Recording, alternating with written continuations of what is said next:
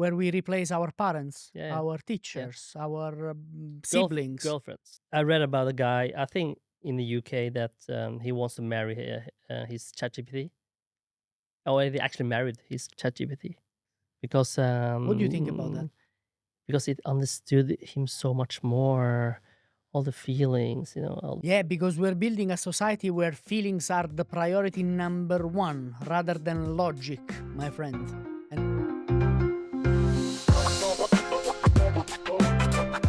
DayOff was born from the simple idea of a bar conversation during a day off, with the goal to understand great people, the choices they've made, and their mindset. And with this approach, we are able to split the person from the personality. If you do enjoy the work we're doing here, hit the subscribe button and become part of the DayOff podcast community. Pepe, we have a problem. Right, I'm all out of money, I can tell you. It's only one problem. Okay, what is the problem? I don't know who to invite for the next episode. We need someone relevant, something like modern. Yeah, something relevant for 2025, right? Let's think. Who do we have? Maybe we should talk The about Pope? the Pope. I don't think it will come to Norway. No, okay. Let's talk about AI, AI. artificial intelligence. Yeah. We need someone who knows a bit about artificial intelligence. Someone who knows about artificial intelligence. I don't know, like sometimes we have the solution under our eyes, man. We need to look deeper. That's right. Oh, Edmond, Yes. do you know anyone who knows AI? No.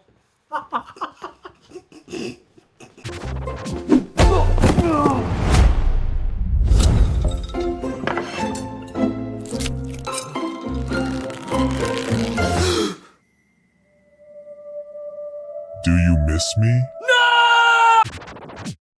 Edmond? Yes. Okay. Edmond, welcome to your day off. Thank you. You know, this is the episode for which I want to be cancelled for. Hopefully, we both will, I guess.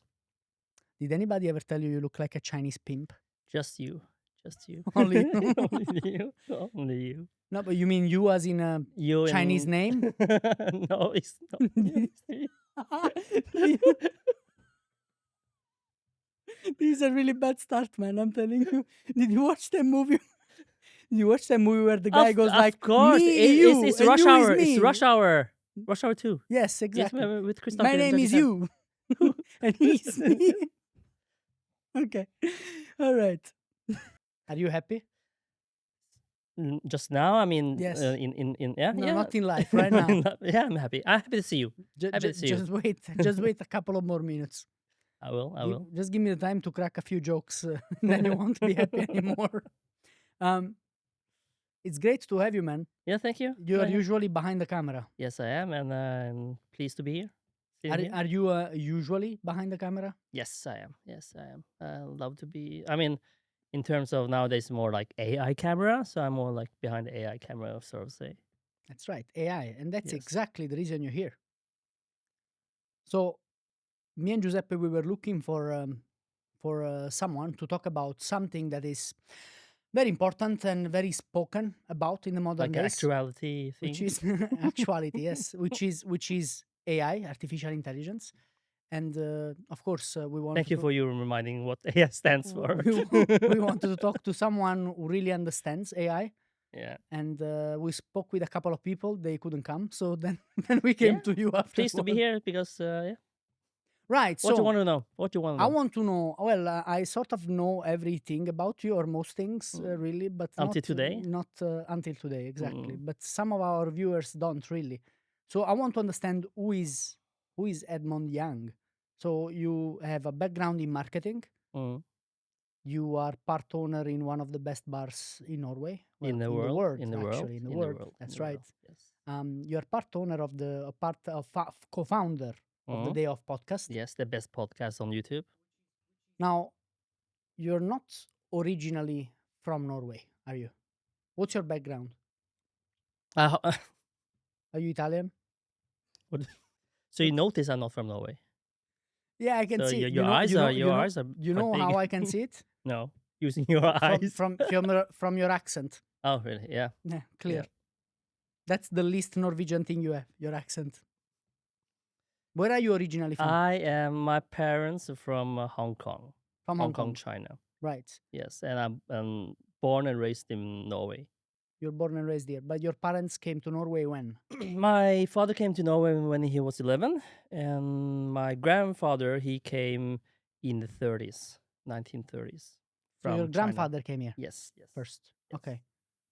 Do you know why they came here? Well, my grandfather did a lot of businesses from China and in China, and that in that time they had these shipping companies that were shipping goods from Asia to Scandinavia, and Norway was, of course, one of the ports. So actually, my grandfather was very, very, very rich. So What not the hell just happened to you, man? yes, yeah, life happened. No, but my grandfather had not a ship, but a fleet of ships. So and he owned a lot of buildings actually in Hong Kong back in the days, like not just flats, just whole buildings. And he also got 13 wives, 3 wives back in the days. And my grandfather married my grandmother and her sister at the same time when they were 16 from Malaysia. Yes, that's a fun fact. A hero, basically. A hero. Okay. No. But I mean, back in the days, it's more like business alliances, family ties as well. But back in the days, it was allowed, right? So He's still alive. He now. If you 16 is underage, man. Come on, no, I think you can get married at 16 now. you can. Okay. I don't know. Maybe Alright. not. Maybe not. Maybe not. But in this Norway. is when? Which? in the 20s, 30s. Okay, different Back in times. the days. Back in the Different days. times. Back in the days. So you had 13 wives, all at the same time, or one after the other? Same time. Same time. How did he manage? He got money. Well, that's He good. got bitcoins. Do He you did know? Do you bitcoins. know? Do you know how old he was when he died? Because I suppose I with so think many he- wives, he died young. I guess. But not if you have a lot of money. But That's I right. think he passed away when he was 60s or 70s. But it was 70s, I guess. When he was 70 years old. So the story goes like when the family, like the father dies, then the oldest son will get all the heritage, right? So because he's the first in line. So the oldest son, my oldest uncle, got all the money, all the businesses, the companies, and then he sold everything in Hong Kong and moved to San Francisco, and basically just cut ties to everybody. But did he give your father his share? or not? Yes, my father got a Rolex, gold Rolex, just a gold Rolex, which he still has now, because my father was one of the youngest in the line. Right, but I don't think a golden Rolex would make up for Of course not. for of his course entire share, not, right? Of course not. Of course not. But that's how it goes back in the days. But did you guys try to look for him?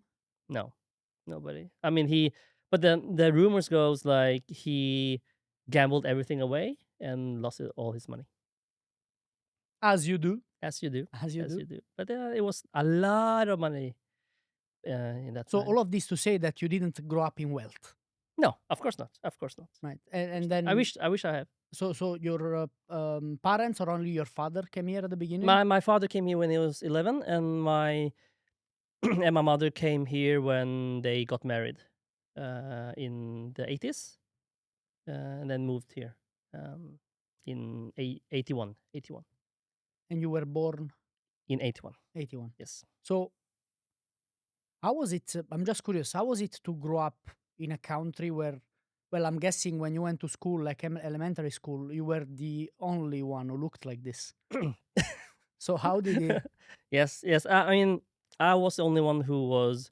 There were like a couple of Vietnamese Kids kids as well. there in that area, mostly from the refugees from the Vietnam War, because back in the days Norway took a lot of them into Norway, into the country, and a lot of Pakistani and African kids around. But Asian, like Hong Kong Chinese as me, I was the only one in my school, basically. How did that shape your mentality?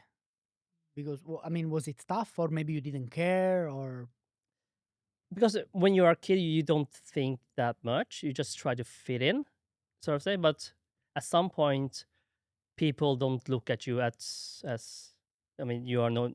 I will never be Norwegian. You know how much I live here, how many potatoes I eat. I'll never be a Norwegian, right? are you So bothered by that? I was very. I really tried to fit in. After elementary school, I was hanging out with some kids, Norwegian kids, who's not like normal kids. Just try to fit in. We did not some like childish illegal stuff. You know, not too illegal, but a little bit illegal stuff. So How will I need to ask you? Like doing what? no, we is that allowed to say it here? We can see if we can cut it. We not used to, but we did some robberies on other kids. Okay. And then you wonder Uh, why you didn't fit in? no, I actually fit in that group though. In that group, I fit in. Right. In that there you cool go. group, I fit in. Okay. Yeah. Right. We went around tagging, like writing stuff on the wall. We didn't rob people, but I mean, people just we surrounded the kids and say, "Hey, give me your stuff," basically, and then give us. Okay, so yeah. it was more of a bullying than Yeah, we got his money and his yeah, that's proper Uh, bullying. Like probable. It's not. So how do you define robbery? the- You do need a knife? no, No? no. Just exploiting the weaker Yeah, for sure we do. For sure we do. financial gain. Yeah, for some candies. Actually, we bought it. All right. Use the money for it. But yeah. Were you ever Um, bullied yourself? Yes, a lot. In elementary school, I was. So at some point, shit, I need to be the bully. You need to be the bully because you get so tired. You should be a speaker in elementary schools, man. You're a I great should. example for these kids. That's for sure. This is how you they get revenge. No, look, jokes aside, I mean, these are things that, But we're kids. yeah, Kids are like exactly. that. Kids are like that. Kids They- do they these, don't these think. things. We don't think. We don't I think. don't think. I don't think Yeah. you should be. You should go on death row for these kind of things. You know, No. yeah, because you don't do them anymore, right? I try to Only do on sometimes Fridays. on Friday nights, 4 a.m. Also in the streets of outside Svan. I do that. No, but being serious, right? Philosophically speaking, now what has that experience taught you? Because you were the bullied, then you were for a couple of times, I guess, the bully, and then, I mean, And then I saw the light. then you saw the light. Okay. No, I think instead of trying to fit in, I thought I came to a realization that actually fitting out was a sort of superpower.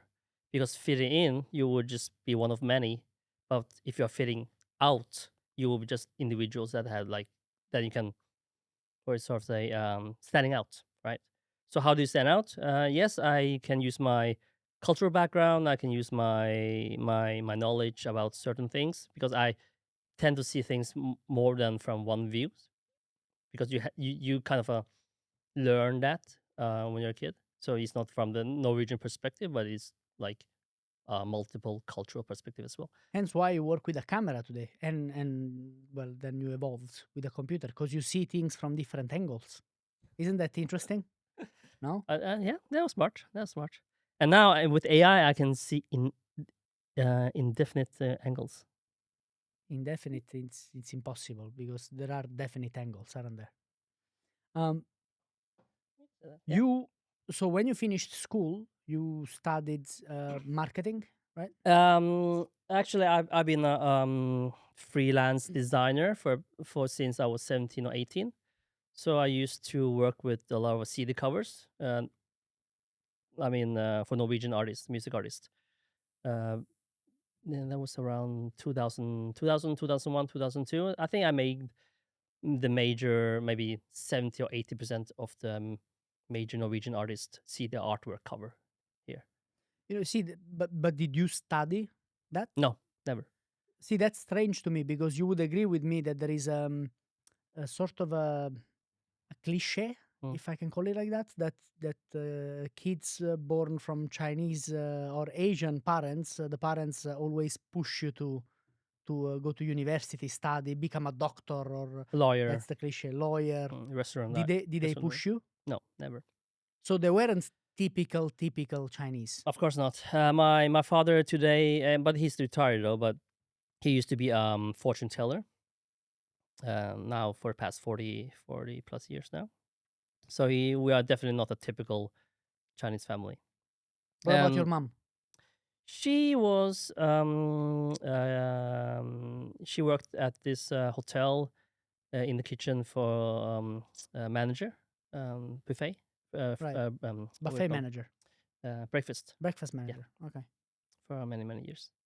And she's retired too Yeah, as well now. yeah, retired too as well. In what other ways were they not traditional? Because if I think of, of a traditional Asian family, then there are certain things the kids have to do, right? According to tradition. Yeah, I think be smart at school, I guess. Were you? No, I was not. I was not. I was pretty bad. Clearly. Yeah, I know. I'm stupid because I'm lazy. I'm lazy. I want to have fun. When there's something does not interest me, I would just get bored. Was there anything, any topic at school that was interesting? History was the most interesting part. Okay. I love history What's so interesting about history? because you need to know and learn about the past, so you can't. Oh my God. After how long did you open your own company? I did open my first company when I was 18. 𝒟𝒶𝓎𝗢𝗙 like That's young. okay. Yeah. But once we were talking, and you told me that one of the companies you built early in the days was, you sold it for 11 million. No, I didn't sold Kroners? it. We Was the worth 11 million, something like this? revenue first year. Right. Oh. Revenue on first year, 11 million kroners. That's Mm. 1.5 million euros, more or less. 1 million euros, something like that. Mm. That's when, about 15 years ago? No, that was no. That was 2020. So recent. Yeah, 2020. 2020. The year after around COVID. You never even bought me dinner, man. I didn't know you then. I can buy you dinner later. It's not an maybe. excuse. I can get you kebab. Okay, vegan kebab. We have vegan kebab doner bros. What was the company doing? Back in we it was called Oslo Digital, and we did everything from e-commerce, video production, branding, VR, AR, all sort of things, digital companies, marketing. Can I ask you why you closed it? We didn't manage because after 3 years we had a really exceptional, very strong growth. So we ended up with 10 full-time employees.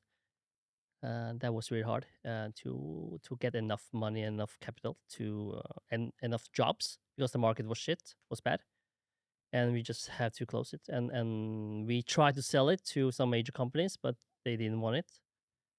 So yeah. So if you had to do it again, right from the scratch, is there anything you will change? And if so, what? If it was up to me, I wouldn't.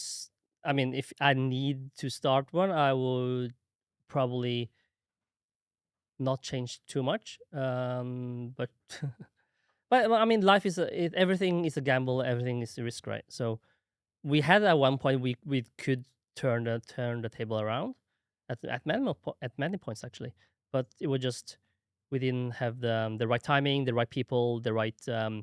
I think the one single thing I learned is to have a proper team, proper people around me, and not focusing on too much because we did everything. We did web design, we did development, video production, AR, VR. We did a lot of things.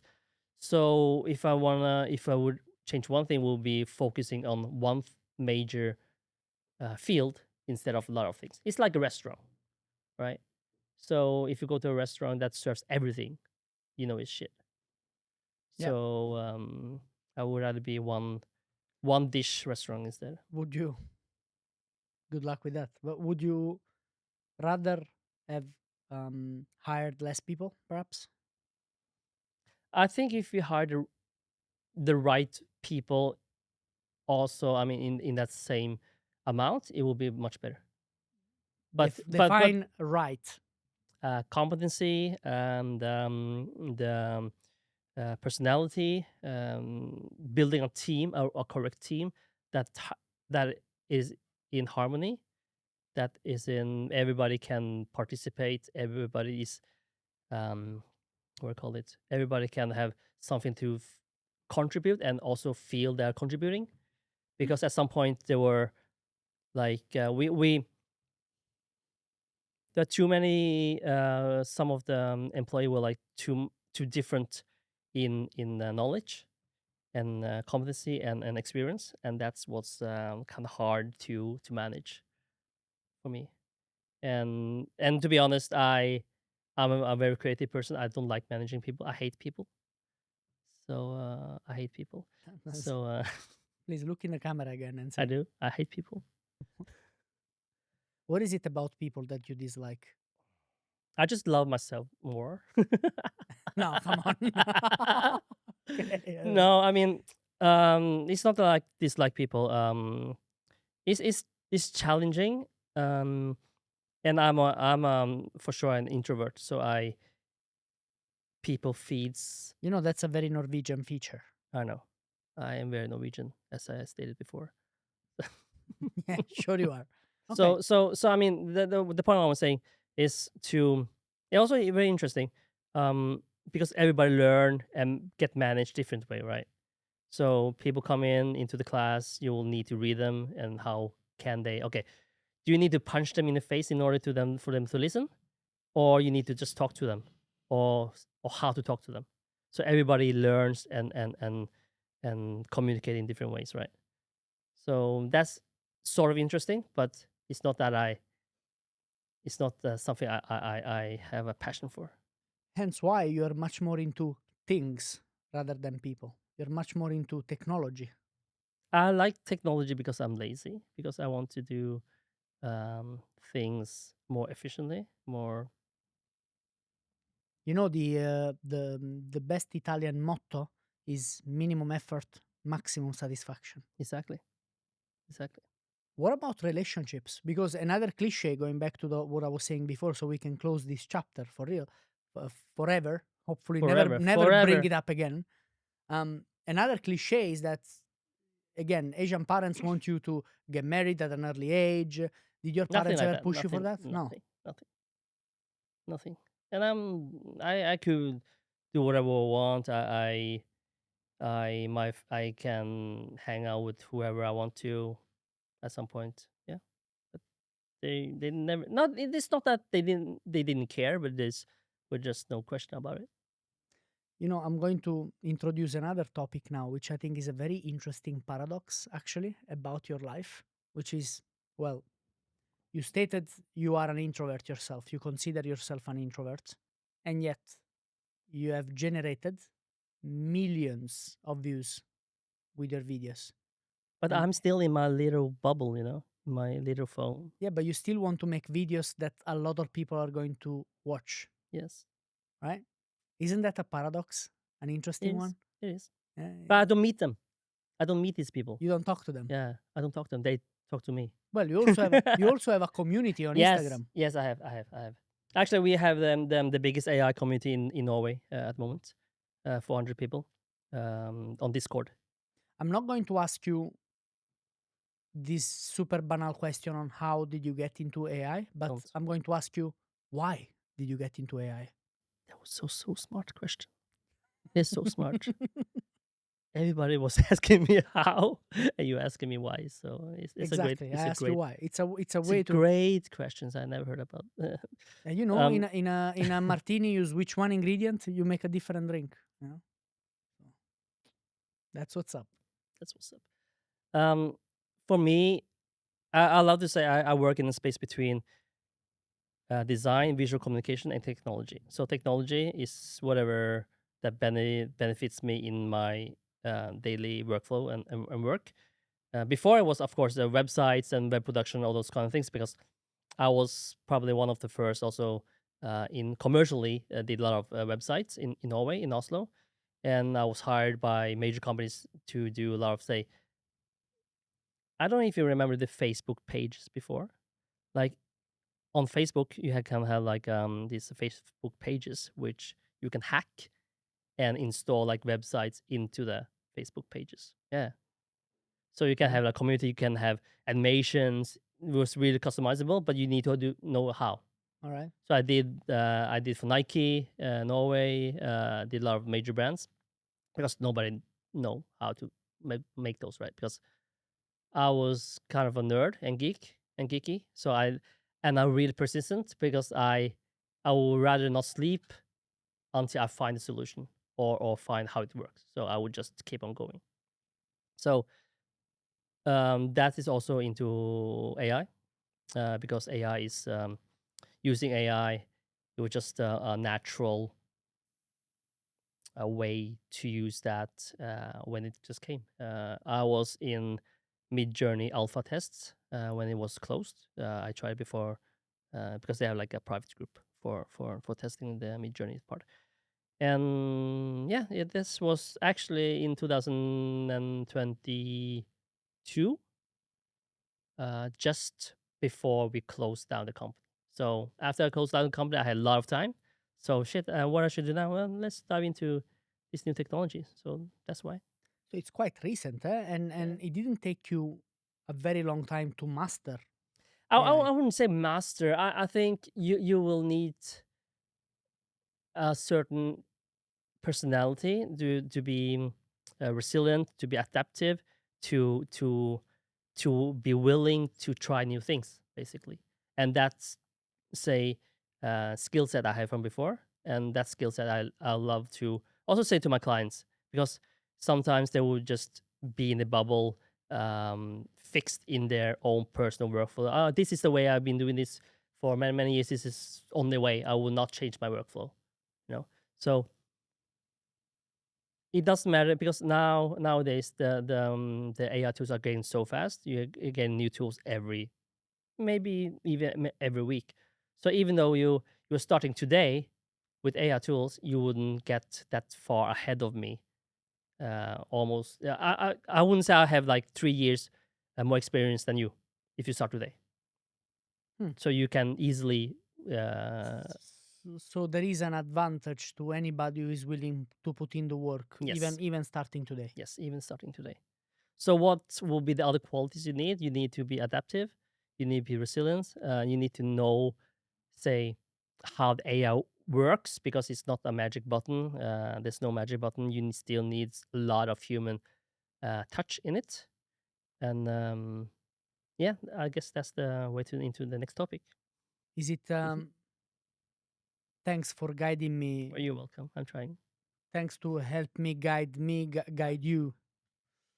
Do you think AI will take over the world It's already taking over the world. in a negative way? Do you think Yes, AI already. will control the world? I don't think a single AI will control the world. I mean, Okay, let me Well, rephrase the question then. please do. Do you think humans will use AI to control the world? Yes, How? already today. Already? Already. How? Your phone is a lot of AI, even though you don't know it. They just don't call it AI. Yeah, but how do machine they learning. control me?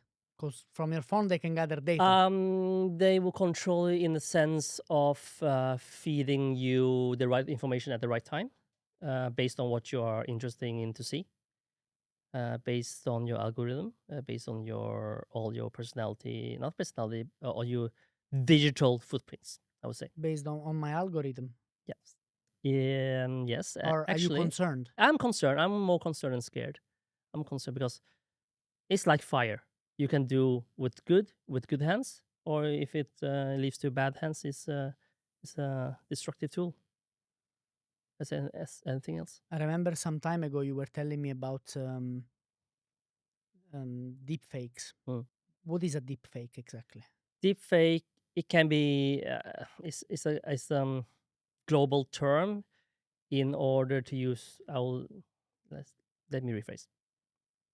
Deepfake can be okay. Deepfake is using a digital tool to manipulate something real to something not real. So, for example, I can deepfake your voice by changing this conversation to something else, but still with your voice. Or I can use Photoshop to change a face, not using AI, to somebody else. Then it's still deepfake, but it's not AI deepfake. Because before, say, what we have as AI now, it would take a lot of computing power or manual labor to change a face in a video or in a photo. But now it's so easy. So I can listen. I can now Google your face, your name, and get your pretty, say, decent high resolution or resolution of your face, Image of my face. Yeah. image of your face, and then I can certainly make a pornographic video out of it. Just one photo. And if you have like this, have some voice out on YouTube, I can also sample it. I only need 15 seconds of your voice, and then I can manipulate it, and I can make it like you, sound and doing anything, saying anything. That's scary, man. Yes. So earlier you were saying it doesn't matter when you start because it's about learning the individual tool, right? And nowadays we know that even young kids have access to this technology. Yes, of course. There have been a lot of episodes in the world now, like in kindergarten, maybe not kindergarten, elementary schools, that they are deepfaking each other. Oh, you are girlfriend with this guy, So that is happening today. I And it's think concerning. it gets scary if, entering again or going back to the pornography argument. You can easily take pictures of kids and that's disgusting. Yes, we can. Is it happening already? I know that is happening. There have been a few cases about that, actually. And you have Do you also know where? UK. There also be some incident that there been an app that you can feed in a photo of yourself, for example, with all dressed with the dress of the clothing. You just feed it in the app, and it will kind of just take off all the clothes. So it basically Shows me naked. generates you naked version of you, and that's everybody can do that. If you just Google it, don't Google it. But On an ethical point of view, do you think there should be some restrictions on these things? of course, 100%. For example, all these deepfakes are we are living in a society that we don't know what is real anymore. And imagine a political situation in a voting situation is also very harmful. But I don't know the answer and don't know how to do it, because even though you restrict the big companies, they are actually doing today. If you're going to Midjourney, one of the image generation tool, you can't say give me an image of Donald Trump, because it's censored, right? But you can always go to open sourced tools. Either you can download it on your computer to use it, or online. Then you can do whatever you want. You can ask. You can generate whatever you want. And also, as well as ChatGPT, you can also, let's say, I have $1 and I want to kill as many people as possible. You will not get an answer on ChatGPT today. But there are like ChatGPT versions that are offline that you can download on a when computer. you say offline, you mean illegal? Yeah, not legal, but they are open sourced. So it's all around in the internet. Then you can download on a computer and run it, and then you can ask whatever you want. You can ask how to make atomic bomb, nuclear bomb. Whew. So it's I'm getting anxious right now. Everything's out there, and it's easier than ever. But the question is, how do you regulate these things? You can't regulate it. How can you? I don't have the answer, and yeah, it's difficult. Commercialize, you can of course regulate it, but yeah, but if there is always a way, because also there is something called dark web where you can download some of these tools, I guess. You don't even need dark web. You can just Google it. Yeah, but then they can regulate it in a way that they can just remove this. but they are not hosted. It's like torrents, right? You don't host the files itself. Mm, right. You just host the link or the address. platform. Yeah. What do you think? Because we're living in a world where everything is digital now. I do believe we have lost a bit of contact with reality. And evolution is fine. But if we go too far to the point that we forget who we are, then it's not fine anymore, I think. How would you define that line yourself? I mean, ethically speaking, right? Until what point is technology a good thing? Or let's just stay on AI. Ethically speaking. I mean, if it can help you in a certain way that you can't, let's say, do you know which country is surging with ChatGPT users now? No. India. Okay. So they are becoming one of the largest user group in the world. So imagine all these kids or all these people who hasn't that access to education or access to knowledge. They can now ask for everything on ChatGPT. So how, I mean, this wasn't possible before, right? And of course, for them, it's like a whole new world. And some will probably use it for good, some will probably use it for bad. But I guess the line will be ethically how it can benefit me in a way that I can, for myself personally, I can now say to my AI and do research for me, that boring stuff. And then I just leave it for a couple hours. And then when I come back, I have like a full presentation of whatever I want to know. So for me, it's good. But you have used it. You have used it to your advantage to grow in this new field as an expert. Would it be fair to say that you established yourself as an expert? At least in Norway. I think nobody wants to call themselves expert because the scene is changing so fast. Mhm. And if you want to stay top of the game, you need to be there always. But I'm trying to say define or be in a space within AI for sure. At the beginning, you were using AI for social media, Mm. and that's how you grew. How many followers did you grow to? At some point, I had 145,000 followers on Instagram. From what? From 6,000-7,000. And how long did that take? 6 months, not even 6 months. That's absolutely crazy. 4 months. At some point, I actually had 45,000 new followers every day. But now 4,500, you mean? 45,000. 45,000 every day? Yeah. Okay. Yeah. That's crazy. Like for a week, actually. And then it went down. But now, and you feel like it's kind of a drug at some point because you need to get some more viral, so you get some more views, all that. Nowadays, I have like I get 100 minus followers every day. So now I have only 122,000. But now I want to understand, how the hell did you reach that number in 4 or 5 months? You were posting videos that went viral constantly. At some point, I post every day, maybe 2 every day. Maybe 4 or 5 that went really, really viral. One got 189 million views, and one still had 160 million that's views. 19, no, actually more. That's like 30 times the population of Norway or something like this. So accumulated, it was like 350 million views I have on my social, on my Instagram only.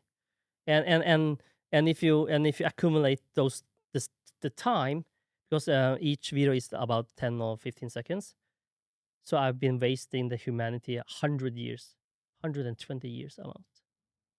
If you convert those 300 million views into time. You didn't use the word I spent. You used the word I wasted. I wasted. Was it wasted?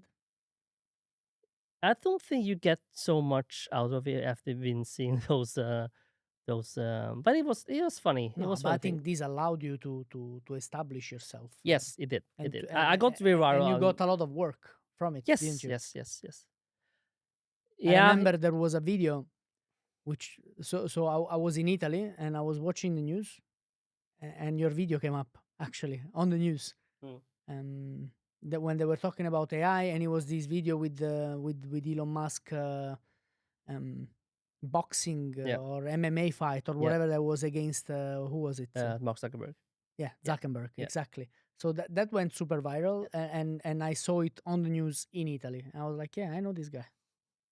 That actually didn't went too viral for me. Well, it got 17 million views on TikTok, and only 200,000 on Instagram. All right, okay. Yeah. So you have videos that had more views as well. Yeah, 189 million. Ah, yes, 189. What was this video? It was this grandmothers changing and flying up to the skies. See, all right, I want to understand this, right? So when you research, Mhm. I mean, these videos, where do they come from? Just an idea you have in your head? Just an idea I have in my You head. don't research and be like, No. okay, so what's a trending topic today, and how can I make a video out of that? Nowadays I would, because you will follow maybe on Twitter or I mean X and say, okay, what is trending right now? Or maybe it's Donald Trump or Elon Musk or it's Mark Zuckerberg or whatever, and then you try to make something funny or relevant to that, and hopefully You it made a can- video of Trump and Zelensky kissing each other. Yes, I did. Was that you? Yeah. Yeah. That didn't went too viral either. No. Maybe You know why? 10,000. Because people don't like love. People celebrate hate. then we need to make more love. I have Yeah. actually one video that's Donald Trump getting pregnant with Elon Musk and getting a baby. And all that. Yes, I saw that one. Yeah, that didn't went too viral as well. So it was always funny videos, basically. Yes, but also make I also won the world's biggest AI film competition in the world called Odyssey season 2 in January, and that was more like a serious film, 3 minutes, a short movie together with my with 2 people as well. So How hard is it to learn a skill like that? I mean, how long does it take? the hard skills in order to make the videos itself, I think even you can. Now seems so cocky. Maybe in a day. Go on, it's good. Maybe a day. A day? A day. That's The nothing. tools, the hard skills you can learn in a day. That's what I told you. If you come to my courses, I can teach you in a day. I can just show you how it works. Okay, And you, what are the tools you use? Take me through them. first of all, you need making the. Okay, say you want to make a movie about something, and I usually go to ChatGPT, and I say I want to make a movie about a cat jumping on a rooftop and going from From one From- roof to another. a balcony to the Eiffel Tower, for example. That's Mhm. what I did. And then I will get the scenes from ChatGPT. Every scene. I mean every So the shot. script Yeah, in the script. writing. Yes, in writing. So, and then they will say, okay, for this 3-minute video, you need to have at least X amount of shots. So one shot is one photo, one image. So in order to make that photo in this style, with this kind of cat that you have been defined, if it's a black cat or whatever cat you want to have, in this Paris from. Is it modern Paris or is it from the back in days? Whatever, you need to define that as well. So the more you define, still the human touch. I'm controlling it, right? And then it will prompt and it will give me all the shots, all the scenes as a prompt. And those prompts I will feed them into Midjourney or whatever image generation tool, and then you will get the image. Why do you still use Midjourney and not ChatGPT? Because it can produce images Yes, as well. yes. I don't like. It's actually a matter of what you're used to. I've been using Midjourney for a long time, and I feel that I have more control of it. I know the language of how to make To what get I what want. you want, yeah. Yes. So it's all about control. Okay, so you create the layout Mhm. basically, right? Then you go into Midjourney, you feed it the prompt for each shot. Mhm. Midjourney gives you the image. Mhm. What do you do then? So if I like it, I will use it. If I don't like it, I will reprompt it or say, hey, ChatGPT, this prompt, I want a close-up of the cat instead. I don't want a long, a wide shot.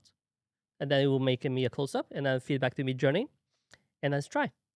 So shit, I don't like, I know that rooftop it looks weird. I don't want that. And I know that Midjourney can't do that for me. Then I will put that image into Photoshop and just remove it. So I need to have some sort of skill set in Photoshop or any editing software to do what I want. And then after all, you have then say 20 shots or 20 images. Then I will use something called Kling AI or Runway or Pika or whatever, a video generation tool. Then you will input your image in there, and then you will prompt again what you want to do in that image. So I want the cat to run from A to B. I want the cat to be zooming. I want the cat to be jumping, and then camera zoom into his face, crying, wherever. And then we have all that.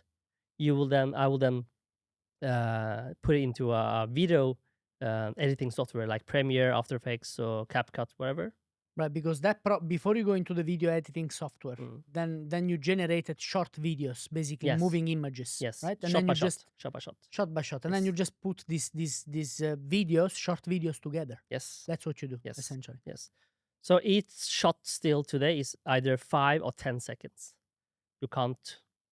Oh, I mean, Midjourney you can still do that, longer shots, but it's the longer the video are, the wacky or it start to hallucinate.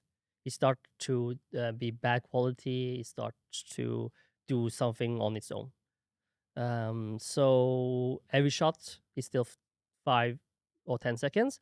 So I'll do a lot of, say, all of these images I had, and then I get, say, 20 10-second shots, and I will go into video editing software, and I will maybe use 5 seconds here, 3 seconds there, blah, blah, blah, and then edit together. How about voices? So if I want to have someone talking, because Then- the process looks a little different, right? Yes. Then you need to, there are also many ways to do that. You can either input the video into Kling AI and then say, I want, there's a separate software in Kling AI that you can do that for. Lip syncing, it's called. Lip syncing, yes. So you basically input your video in, and then you can either generate your voice, or you can record it and then upload it to the Kling AI together with a video, and it will then understand the face, if there's a face there, and it will sync accordingly. And then you get a video file out of it. And then with that video file, you get back to the video editing software, and then you edit it. And hence, that's how you make a deepfake as well. Basically. What happens if, don't you think we're becoming more and more lonely in this society? Yes. Yeah.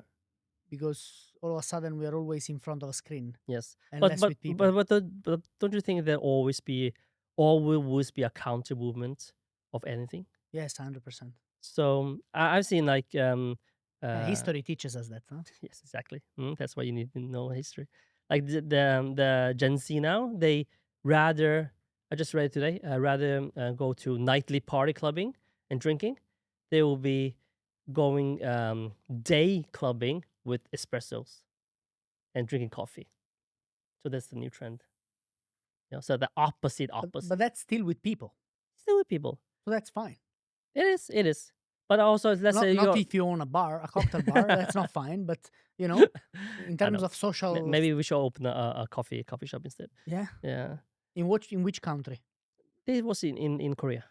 All right. Korea and Japan. But it's trending there No, now. but to the loneliness topic, right? Because I think there are more and more people just standing in front of a screen, right? And this is an issue, fun enough, that we faced back in the days, not so long ago, but when the first pornographic videos came out, right? Many people, mostly male, they sat in front of the screen, masturbating, essentially, and then they abused masturbation so much that when became in real life, then they didn't know how to Yeah. handle real life situations. If but you know still what I now, mean. no, Absolutely. I think But it's just that now it's gotten worse.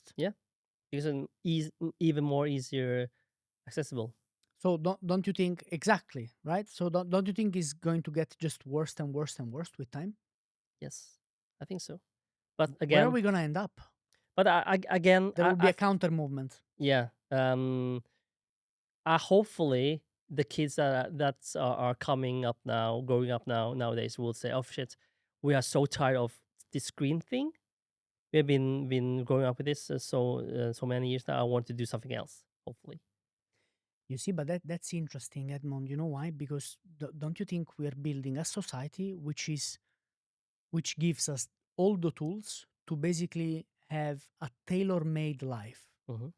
We want to have the life the way we want it. It's all about me. It's like, opera singers when they sing me, me, me, me, me. It's all me, me, me, me, me, me, me. I mean, look, I know some young kids who, at a very specific period of their life, they hate their parents. Mm. So how about we create a software where we can have a virtual reality We can have that today. We can have There that you go. today already. where we replace our parents, Yeah, our teachers, our siblings, Girlfriends. girlfriend. They have already. I read about a guy, I think in the UK, that he wants to marry his ChatGPT. Oh, he actually married his ChatGPT because What do you think about that? because it understood him so much more, all the feelings, all the because yeah, there's is something called glazing, like sugar coating the things. That's why when you get an answer from ChatGPT, and you like asking a kind of a rhetorical question, and it was like, "Yo, Felicia, you are so brilliant. That was so nice." It's called glazing. So Yeah, so I it's use it every morning. at over time, you feel shit. This AI knows me and give me compliments. That human being Yeah, never gave because me. we're building a society where feelings are the priority number one rather Exactly. than logic, my Exactly. friend. Exactly. And that's why this is dangerous. It's like this self-absorb. What's the word I'm looking for? It's like you in the center of the world, Yes. right? Always. I just want to hear the things I like to hear. The main character syndrome. Main character syndrome. That's right. Main character syndrome. Yes, exactly. Which is okay, right? But you can't abuse that Mm. because But I guess it's also in the human nature, right? Because you get this satisfaction of something, and then you just want more, like drugs, like sugar, or whatever. Like so, you get like one answer, and then you just I want more of that, just more extreme version of that, and more extreme version of that, and then you just lose yourself at some point. it was. Are you a fan of humor, like black humor? I love it. Yeah.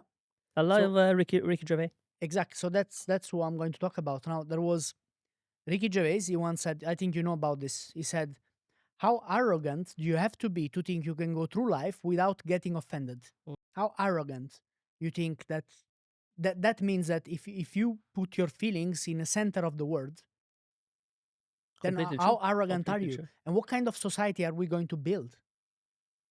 That is dangerous, huh? Maybe we need to have a rude ChatGPT instead.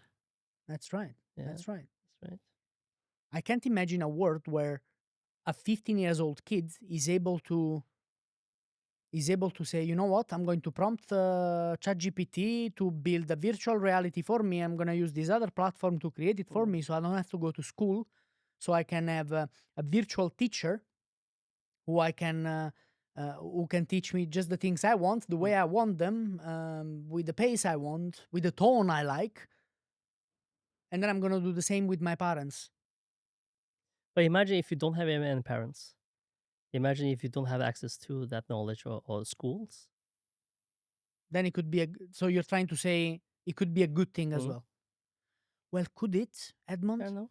Because not great example you brought up, right? Not having parents, tough, yes, but it's part of life.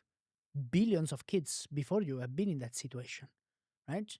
And don't you think that tough times can also toughen you up as an individual?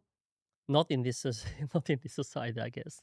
But No, but my point is it's a that comfort, right? if you have an easy solution at your fingertips for everything, right? I think the keyword is balance, Of course, right? everything is balanced. I of course, think of course. the difficulty there is where do we draw the line? That's the difficult part, right? Because anybody can always argue. I mean, I would argue that you shouldn't be allowed to recreate your parents, or even if you don't have any parents, you shouldn't. You know why? Because there are so many people who cannot have kids, real people, Yeah. right? Yes, for sure. And that can transmit you real values, not a machine, you know? So that's why I think it's wrong. But then the kid on his end, he would argue that, hey, look, you're not in my situation. I want to have parents. I miss this and that. What about this? There actually companies and company in Korea and China today that can recreate. If you are a mother that accidentally lost your child, and they can recreate it in virtual reality. And actually, it's a few years ago, with the old tech, that she can put on the goggles and then walk around the playground they used to play, and actually meet the daughter that is passed away. So that's already a service that you can buy. And also say parents or grandfathers, you can imagine, or you don't have any kids, right? Not that I know of. Okay, good. Let's imagine if your kid didn't have a chance to meet your father or your parents. So would you be able? Yes, it's part of life, but if you can create a situation that actually they can meet the parents, meet the grandparents, would that be a nice thing to do, or would you buy that service? Maybe not you, but I guess No, I millions of understand the people argument. will do that, right? And a lot of people and companies will exploit that because people want to do that. Yes, I understand where you're coming from. I still think it would be wrong, honestly, because I don't think on an individual level it will do no harm. But then what if I or society gets greedy? Mm. What if meeting my dead father is not enough anymore, right? So my kid can talk to him, yeah? Then that's not enough anymore. I want to meet my dad every day. I want to talk to him. Then all of a sudden we lose touch with reality, because as a matter of fact, for millions of years, when someone was dead, that's it, and that person lived in your memory. Now, we've done so many wrong things over the years, so it's not an excuse to say for so many millions of years. But I still think that if there is a tool that can help you, but then the other side of the coin will be taking you away from reality, that's not good at all. We didn't even need AI. Already social media was doing this. Do you think it will be harder? Let's say you're actually, I'm the one asking questions here, okay? let's say if you're meeting your deceased family relatives every day, and suddenly everything shuts down, and you actually have to face reality. Let's say a nuclear war or EMP bomb, whatever, that ChatGPT goes down or internet goes down, so you don't have what will. Since we are so relying on technology, so how can we survive? I'll kill myself. You know? You can eat some greens. But But that's a good point. And you're yeah. making my point for me now. Yeah, I do. Thank you. I don't have any Standing for that. I don't have any opinion. No, I mean, it's good to have technology to help you out in certain ways, but of course, it's a balance. And companies, as we know, will get greedy and greedier.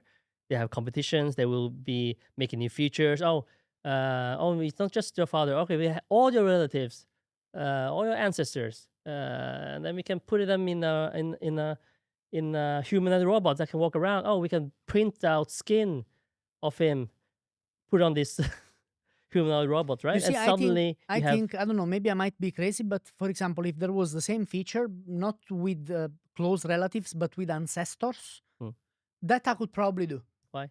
Because I'm not emotionally attached to them. That's why. then I think that would be probably Well, what would you do that for? I mean, for fun. Exactly. fun. You know, because I don't need to. Yeah. That's why I would do it. Does that make sense? No, but Of course it does, because I don't need to, right? so it's a Man, it's if the you lose fun thing. if you lose someone close to you, Yeah, of yeah, course you okay. want to talk to them Yeah, because that's you true. are emotionally attached to them, right? Regardless of space and time, you are attached, right? But with my ancestors, who gives a damn? But it could be my Just to see. but it could be my ancestors too. So you can talk to my ancestors. That's right. I could be Okay. talking to your ancestors. Yeah, that's nice. Very interesting conversation. For sure, they will be more interesting than you. Way more interesting. I hope so. I hope so. You hope so? I hope so. Listen, I think the topic super relevant today. Molding reality, right? Molding reality. Even before AI, marketing companies were molding reality. You did work in marketing. Now I know there is a certain line you won't go. There is a certain threshold you won't speak. But would you agree with me that so many marketing companies for decades have been molding reality in a certain way? Yes, of course. Even when they willingly knew they were harming the consumer. Even the cigarettes companies back in the days, also alcohol. That's why we had so strict laws here in Norway, right? One of the reasons. Yep, but I don't think all these laws protect you from or avoid marketing companies to just do any harm at all. Of course not. Of course not. When you were working in marketing, was there ever, ethically speaking, you don't need to go into details here if you don't want to, but ethically speaking, was there a line you wouldn't cross? I would say I wouldn't do some political without saying what political campaigns I wouldn't do, because maybe the ideology I'm not agreeing with, I wouldn't do. But product wise, commercial wise, I wouldn't say no if Coca-Cola come to me tomorrow and say, hey, we want to do an AI movie. Of course I would say yes. Or even absurd vodka. No, you can't. But you already said it. And before marketing companies, there were other entities that were molding reality. Religions. Religion. That's right. Do you want to get into this? Are you ready to be Yeah, cancelled? let's Are you ready to be cancelled? I want to be cancelled. Right. I already told you look like a Chinese pimp. So you if did they're going to cancel us after this. So let's just be cancelled, man. Let's make this the last episode. So yes. How do you think religion has been molding, shaping reality? I have my own opinion. Since the beginning But of I'm guessing time. you're not religious. I'm spiritual. I'm not spiritual. I would say if I can choose, I will be a more Buddhist, because I agree to a lot of the teachings and the thoughts in Buddhism, but I don't practice it daily. I guess The beginning of time. Yeah, religion is a tool, right? For me, for many, okay, let's say how. But do you know? Of course, you know the Of course I know. Christianity, why it became so popular, right? No.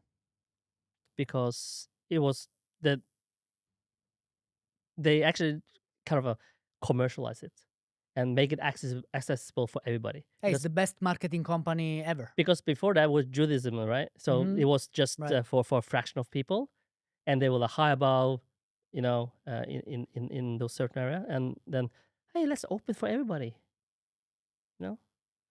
and that's the best marketing tool. Do you think there are good effects that religion has had? All religions as well. Yes, yeah, they are good and bad. They're good and bad. Do you think is more good or bad? Because you see, I think it's more bad. I think for someone, it's good to have something to hold on. For some not sort of people, for some people, and I don't like the religions that are splitting people. All those kind of things. That of course I'm not So agreeing. you don't like most religions? Huh? You don't like most religions. If you don't like religions who split people, then you don't like most of them. Yes, that's true. Because most of them, now I'm not an expert on this, but for what I experienced and read, That's what most of them do at the very core. It's At the my very- God, my God is right, yours is wrong. My rules are right, yours are wrong. If you don't believe in my God, you should be dead. At the essence, in essence, yes, I would say. But Jesus also taught you to love your neighbors, right? yeah, isn't that a bit of a controversy? So you can kind of again, it depends who's holding the religion. Yeah. It can be good, or it's like AI. hmm It can be for good cause, or it can be for bad cause. Yeah, personally, I'll tell you what I think. I don't really. The reason I'm not religious, and I have two aunts. So I have two aunts, right? Since I was a kid, they've been always asking me. So, and I've been to church and things like this, and they kept asking me when I was a kid. So are you? Do you believe? And I always said no. Since I was a kid, I never believed, because I didn't. I always tried to follow sort of logic and the idea that somebody will tell me this is wrong without explaining me why Mm. this is wrong. I could never swallow that idea, right? So I had these two aunts who were always telling me, and then I grew up, right? And they kept telling me, and then I left Italy, and for some years I didn't go back. Then I went back, and still nowadays, now when my aunt she sees me, she's old, she's like, so you still don't believe, yeah? I'm like, nope, I don't, because there are a few reasons there. I think reason number one is, well, and again, I'm no expert in this, and I'm always happy to change my mind, unlike religion, just saying. That book, so let's say Christianity, but most religions are like this. Christianity is based on a book, or couple of books really, which could have been mistranslated, manipulated throughout history, right? So we can't base our entire ethics and morals based on something that could have been easily manipulated, not once, not twice, but 100 times. Who knows? Mm. Do you That's agree with that? Yeah. So not to go too deep into history, but the Bible compared to the Quran is hasn't been. I mean, it's written in that language that originated from the start. So it's not um, because in the Bible even the words translated to English will be, like you said, be misinterpreted. Maybe some words that doesn't exist. Those kind of things. And also, let's say when they were translated to Norwegian or to French or to whatever, Spanish, at least. So, and of course, those people who holds the power to translate the Bible also holds the power to control the masses. That's right. So they will try to, I believe, of course, manipulate into their own narrative. And talking about control, who controls OpenAI now? Sam Altman, but yeah, I mean, he and his researchers, I guess. Not So you and me. It's still one person, right? I'm not sure how they split up the things in there, but yeah, he's at least a face outside of OpenAI. Have you heard him spoke in interviews and things like Yeah, this? a lot of podcasts. What do you think about him? He's a very mellow, not very charismatic, but when he speaks, people listen, and he speaks in a way that's in a very human form. So to say, it's a very non-AI way, And I think one of the reason he's the face of AI at the moment is because he looks human. He acts like a human. Another paradox. Yeah, Interesting. unlike Mark Zuckerberg. Some people say he's an alien. He's Do you believe in aliens? no, I don't either. No. I don't. Okay. Then let's keep our feet on the ground. So you have been, because now you're transitioning to movies, Yes, which you believe is the future. yes. Tell me a bit more about that. I believe that the traditional way of making movies that takes from You should make a three- movie about religion using AI. Just to connect everything together. Yeah, I will maybe. Traditional sense, maybe 3 to 5 to 6, 7 years for one movie to make. Today, it takes that much time. Years. Years. Why? It's just a lot of labors. But it depends for one person. No. Yeah, I mean, a video. I mean, a film in a traditional sense, not the AI film. A traditional film. Sorry. Okay. Yeah. Yes. So now with AI, you can probably shave off 70 or 80% of that time, And the cost probably. as and the well. cost, of course. Let's say there was some one of the most grossing traditional animation movie that came from China this year, called 𝒟𝒙𝗙𝗙. Just blew up. It took 5 years to make, a budget of 80 million US, and it grossed worldwide 2.2 billion US. Ooh. That's the more than Toy Story, more than like the most grossing animated movie. But it took 5 years to make, and 4,000 people. And just to render out the movie, it took 400 plus days, and it was involved with over 200 animation studios. Of course, then the result was good. Everything was blah, blah, blah, but again, it took 5 years to make. So I'm involved with several projects. Hopefully, that will be released next year. That will just we are all in the AI space. We are all waiting for the Toy Story moment, the first Toy Story. You know, when the fully 3D animated movie came out, everybody was like, "Oh, we don't like 3D. It's so heartless, soulless." Blah, blah, blah. But I guess it's still in its very essence of the story itself. It has to be good, and then the technique, how do you make it, is not relevant anymore.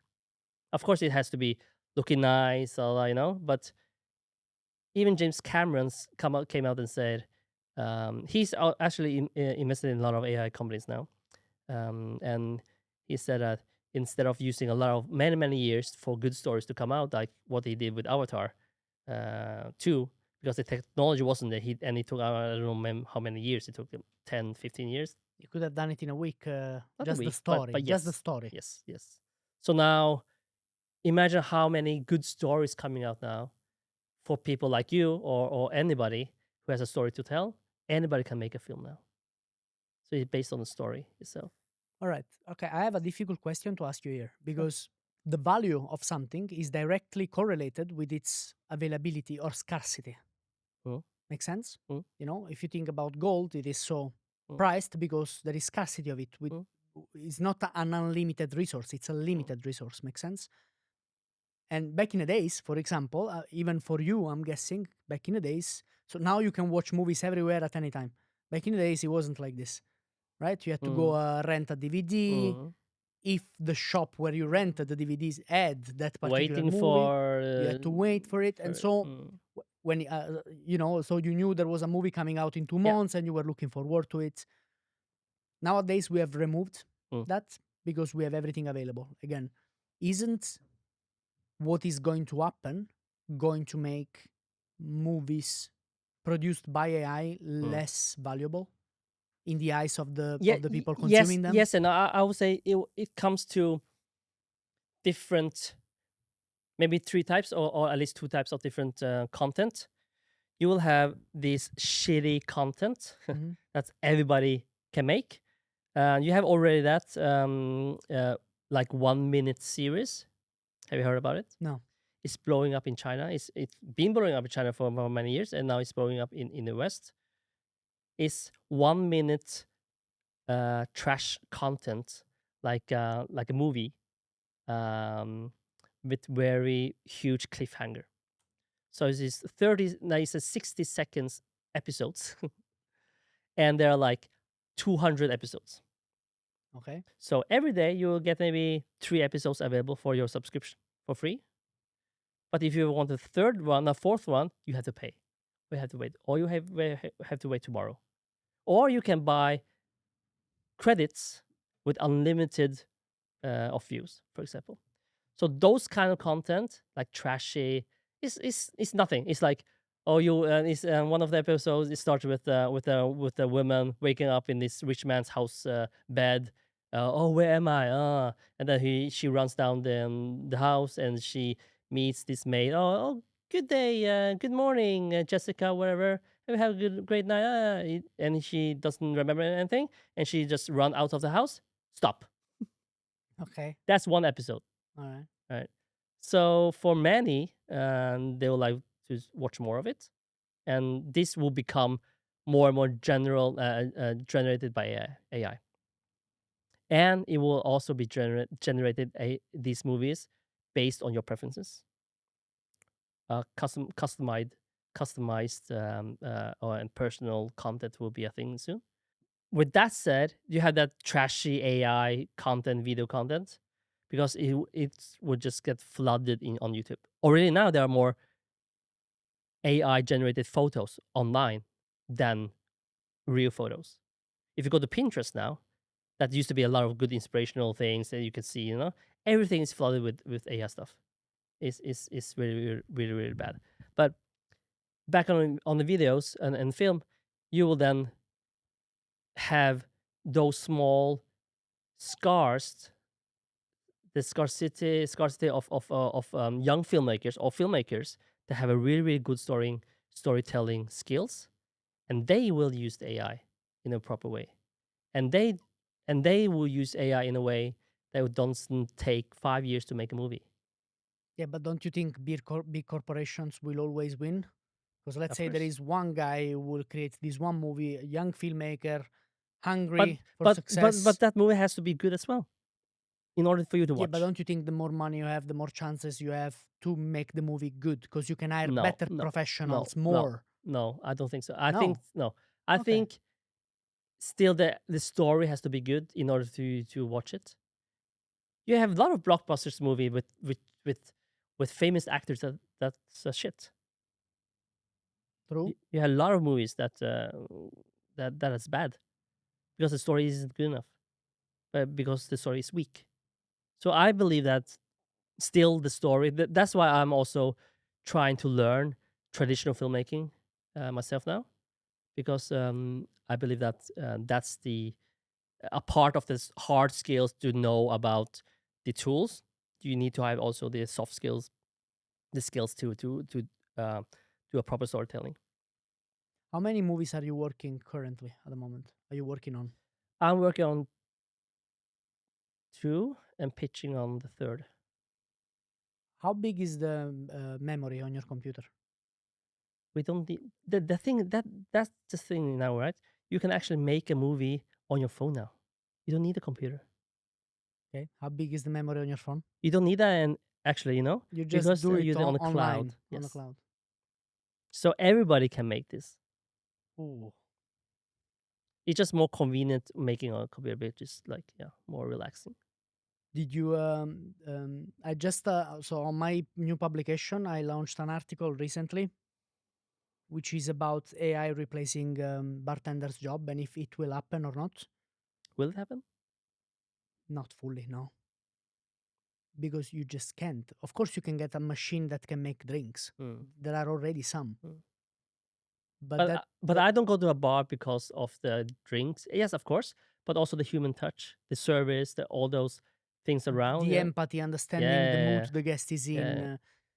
And that's the thing, right? That's why I don't think bartenders can be replaced. They Mm. can't. But apart from bartenders, there are certain jobs. I was reading about 30 to 40% of jobs being replaced by AI in the next 2 decades. Is that approximately Yeah, correct? I think so, or even more. I guess. I guess even more. You know What? what? Just a funny observation, because this when you are washing the windows outside buildings, right? So you used to have this kind of what do you call it, the Yes. machines, Yeah. Mhm. lifting machines, and there will like be a person up there and then spray with water, right? Like a So small platform that will carry you yeah, yeah, around. yeah. Yeah. And then what I saw in Montreal, there was like a drone. There Like, was a drone cleaning the windows. yes, There you go. All right. there was a drone So cleaning what the window. should because a lot of people are going to lose jobs. Mm. Already, people are losing jobs. What's the solution there? But do you think it will? Some people will say we are making new jobs out of it. Of Are we? course, yeah, we are. We are need somebody to manage all these AI agents. We still need to have a taste. When I say taste, that's also affecting, because I know I'll get replaced sometime if I do just generic stuff. Like people will get replaced if they just do generic design, filmmaking, whatever that is. But still, if they, because we want the taste of Christopher Nolan or Steven Spielberg's taste, because they have a certain taste of movies that they make, because and then they will essentially still now become a brand itself, right? Like all these online creators. So the taste we can't replace yet, unless you know everything about me, me as a person, all the experience I have, all the films I've been watching throughout the years, and the music, culture, whatever, So data. and that accumulates my taste, right? So my taste is unique, and that cannot be replaced by AI. So everything I make is with my taste. You just need to hope that enough people like your taste, so Yes. you can keep going on your own Yes, and without that being replaced. and that goes back to personal branding, and that's why you see that a lot of people, as yourself, having your face out there because people want to see you. Even though I guess if you have like an avatar of yourself AI, people don't want to watch it because they want you, right? So us as a person will become more and more relevant. Yes, Edmond, but what about the garbage man? Do we? But do we need that? What are these people gonna do? That's my point. We're also talking about universal income at some and in some countries. Do you believe in that? In some countries. In some countries, I believe that people every human needs to feel a fulfillment of achieving something. So if you get a lot of money and do nothing, you just be lazy. And Yes. maybe it might be fun for a week or two or whatever. Just like playing The Sims or whatever, at unlimited of money. Yes. It's not fun. It's fun for a certain point, Mhm. and then it's just boring. Absolutely. Right? Yes. So I guess that will be the same with humans as well, if we get the universal income. But the problem is that AI space is changing so fast. That just takes time to recreate new jobs enough for people, because back in the days, still today, a lot of jobs get replaced. Right? Imagine the first this big machinery coming, replacing factory workers. What would they do? So- Yes, absolutely. I think absolutely right. I just think there is a difference though. Now it's happening much faster. Yes. And that's a crucial detail to understand, because at the pace it is happening right now, you're going to have a lot of people on the street all at the same time. And something like that could potentially cause an economy. That's why to go down. everybody needs to learn, not learn, but use ChatGPT or some kind of AI tools to not to have that skill set, because you will never, I guess you will not hire a person that have never used ChatGPT before, or AI powered person versus a person who has, right? Depends on the job though. It depends on the job, If of I have course. to build an apartment, I would want a construction Yeah, a person with construction you can background still use AI at some point to to make the drawing. to optimize it. You can put in all the materials, and then you can calculate things, how to do that better, faster, more secure. So I don't have the answer, but yes, there's a lot of people. So that's on the losing their research jobs. I've done, on the article I wrote, there are robots that are currently making drinks, right? But AI is being implemented in hospitality venues as a help for the back office stuff, Mm. right? So your stock takes, your orders, your whatever bartenders don't want to do, or are bored Yeah, to do, yeah. the boring stuff, right? And then when it comes to the human connection and basically dealing with people, I hope we will never be replaced. I don't think we are going to be replaced, at least for the next 20 years or so. But that said, never say never, man. You know? One observation here as Yes. well. Let's say I believe that it will actually be replaced in 20 years or sooner than that, because we are getting humanoids, robots walking around, right? Imagine them with synthetic printed skin. I believe that within 20 years we will have a lot of those kind of robots walking around the streets doing our job, even bartenders. You think so? Yes, 100%, 150%. And then this is the fascinating part, because Counter movement. yes, That's where we're getting into. no, not yet, because when you come into that, we will maybe at certain, but you wouldn't differentiate between a human and a humanoid robot by just the view. You will or you will You not? will not, Yeah. just by looking at it. Imagine, and this humanoid robot knows all the triggers to how to trigger you emotionally, because maybe he has a lot of data of your blah blah blah blah. So They know how to manipulate you. That's the yes, word you yes, wanted to use. yes. Manipulation. Okay. So they will be acting like as they have simple empathy. So would you, even though it's not real, as we human are actually, we are also robots. We are also a machine in some sense. Well, along these in some lines, sense. if I have to be completely honest, some bartenders play that game as well. Yeah, exactly. They try to empathize with you, even though they don't know who you are. Mm. You know, and some of them care generally. Some of them don't give a damn, and they're just playing an act. You're making me think now. Maybe I should rewrite the article. So I guess within Again, 20 years. we're not discussing if this is good or bad. We're No. just discussing what Yeah, might happen. yeah. Yes, let's just clarify Yeah, this. yeah, yeah. Be- What is the easiest way to make money with AI today? Go on, take your time. You will need to find a certain hole in the market, or it doesn't need to be a hole. It can be a viral or trendy thing. And then even though you don't know how to code or program, you can now make a website. Say, I want to make a website that makes professional LinkedIn images of myself. I just came up with it now. It's probably 1,000 of that. And then you can go on to some. Do you know what vibe coding is? No. Vibe coding is a method to program app, website, or whatever application just through speaking to LLM, ChatGPT or Claude or whatever. Right. So you don't need to code.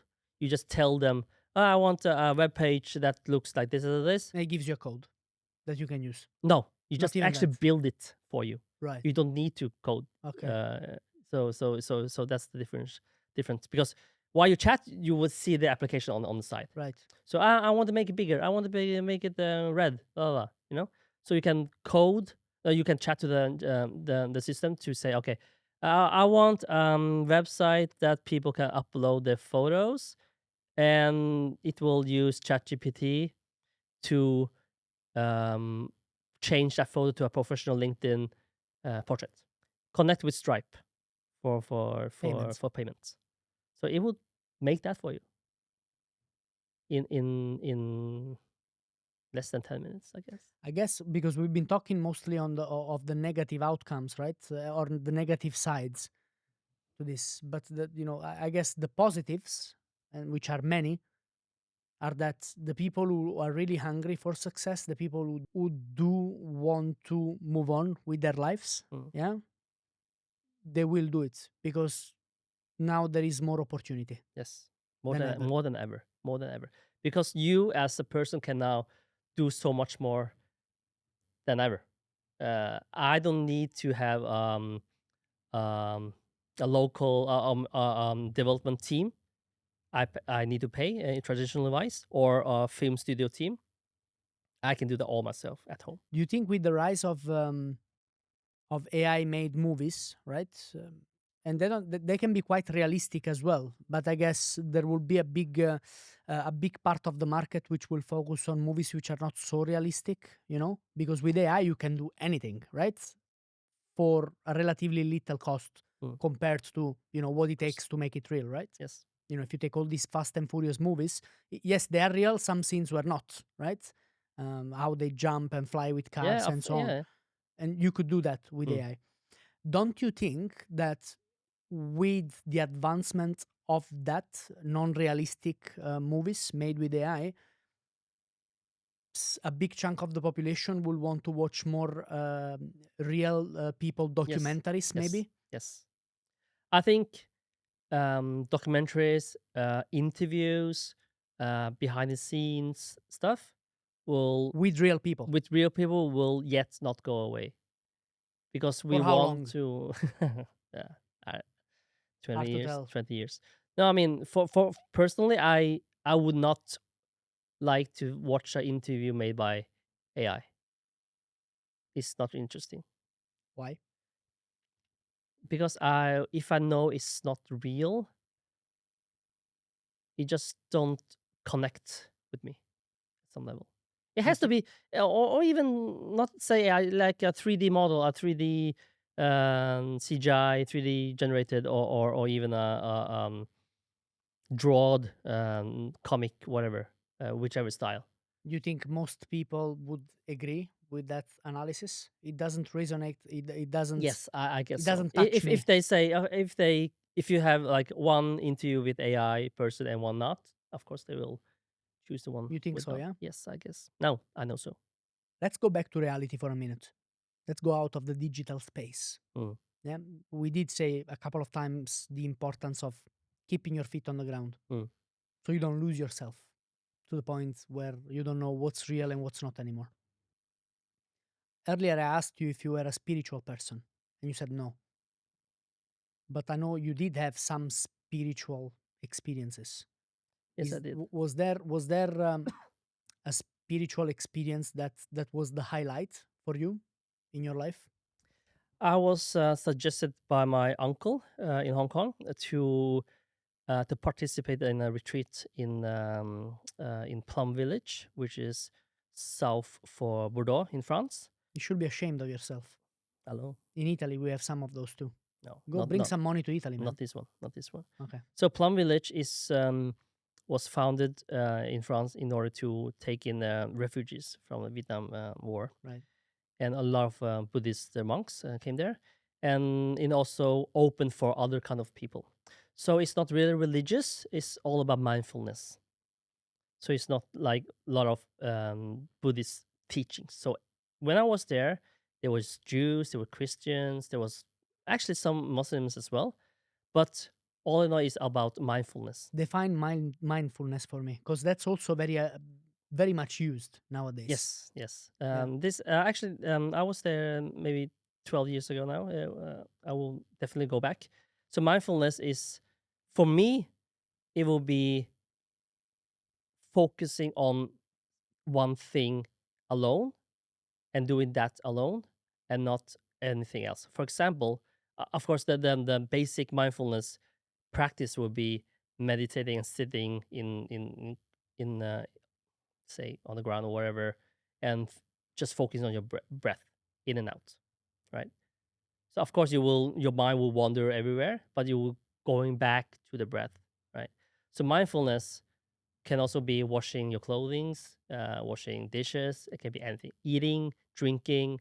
So when you drink, you really appreciate what you're drinking, like really tasting the drink, or eating, really tasting the food that you're eating, and not talking with somebody else and think of, oh, what I'm gonna eat tomorrow, because then you're not mindful. So be mindful of something. So I was told to go to this village, Plum Village. It cost back in the days 300 euros for a week, and it included accommodation and 3 meals a day. It was one of the best time of my life, I would say. When I came there, we were divided into families. So each family consisted with 30 people. Just they were randomly getting So groups. Yeah? groups. Yeah. So, but we call it families. You're so So woke. I know that was way before working time, but You are still asleep. You are not woke yet. not Go ahead. yeah. Go ahead. So every day, of course, all these activities are it's not mandatory. You can go if you want to, but of course, you are paying there that you want to join as much as you can. So we were waking up at say 5:30 in the morning, and you get this mindful meditation, meaning you go in the classroom, everybody's meditating for 30 minutes. Of course, you can go whenever you want, blah, blah, blah. And after that, it will be breakfast with your family. Breakfast meaning you go into this like a buffet, and then you pick up whatever you want in your tray, and then you sit down with your family and eating. No talking at all. It's not allowed to talk. Because you focus on eating. On focus on it, but still having the company together. So when you have a You consensus, feel the presence. yes, and when you have a consensus that nobody's talking, then it feels actually really good. Because if you're not talking when in a social setting, you're just, what the fuck is this? Just weird, right? Yeah, yeah. If you're among a group of people who are socializing and talking to each other and you're the only one who is silent, Yeah. it looks weird. Yes. Yes.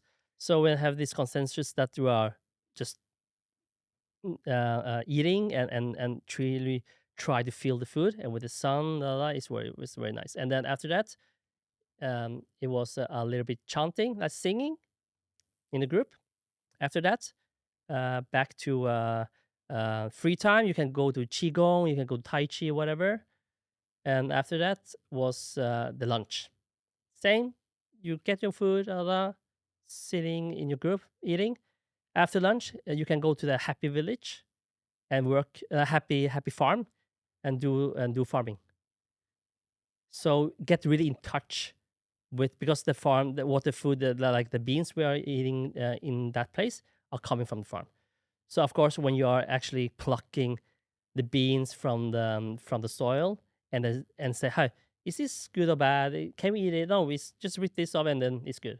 You know, so you have a total another feel of the food that you're eating. View.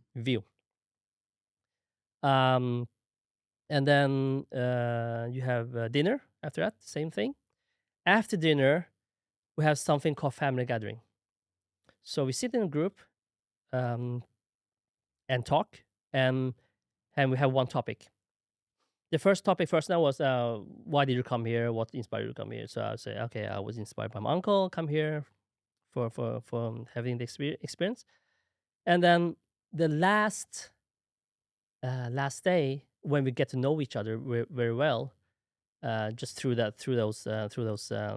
days. Yeah, another thing, we had this mindful walking as well. So we had like really great scenery in Bordeaux. Walked for 1 hour. So the first day I saw a Swede there from Sweden, and I was, oh, from Swedish, he's Swedish. Oh, I'm from Norway. I went to him and tried to converse. I'm from You Norway. try to conversate with Yeah, him, to have a conversation. I'm from Norway. I'm designer. I'm doing. What are you doing? He's like, shh, shh, shh, shh. Just feel the walk, and I'm like, what the fuck? What is doing? But because he had been there for 2 weeks already, so he knew You knew how it worked. Yes, right. So afterwards, I also like felt everything. We walked an hour and half an hour to this huge forest, and then we just lay down in the forest, look up at the trees, and the monk was chanting, and just fell into really, really deep sleep. It was so amazing. You kind of not asleep, but sleep at the same point because you still hear chanting, and then you wake up, and then when you woke up and you just walk back, you just feel so light. It just totally is a really good feeling of it. And then back to the last day. So last day we were getting knowing each other. Sunset, terrace, big pillows. We're sitting there, and the topic was, what is your worst childhood memory? I get the feels here. So somebody said, okay, well, you don't need to share if you don't want to. You can skip. Somebody shared they were abused when they were a child. They got raped, or when they were a child, suicidal, And there was this 16-year-old boy. He came to his father because his father has been there for half a year after the divorce. And he came actually the second or third last day to this group, and he had to share his worst childhood memory among these people, and his father sitting there, and that was so strong. And he said one of the things he said was the only thing he was looking for was the weekend, because then his father came and visited him. Because when during the weekdays, I will live in with my stepfather, and I was so afraid of him. I will always hide in my room because of this and this and this. And everybody's starting to cry. And then at the end of the session, we had a group hug and really connected with each other on a whole different level.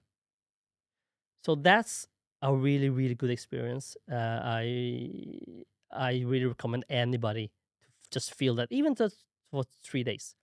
And when I came back, I remember when I walked back to the train station, walked, and I was smiling. Oh shit, it was a fun experience. And I feel all the stressed people running after something, meeting, work, you know. And I had that experience maybe for half year, 9 months, to still feel that way.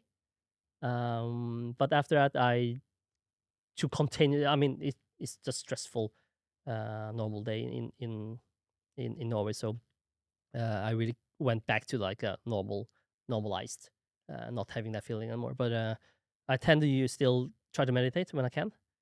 Not enough, Question obviously. is, why haven't you been back there yet? I don't know. I have always been every year, but like, I want to go there. Let's go there.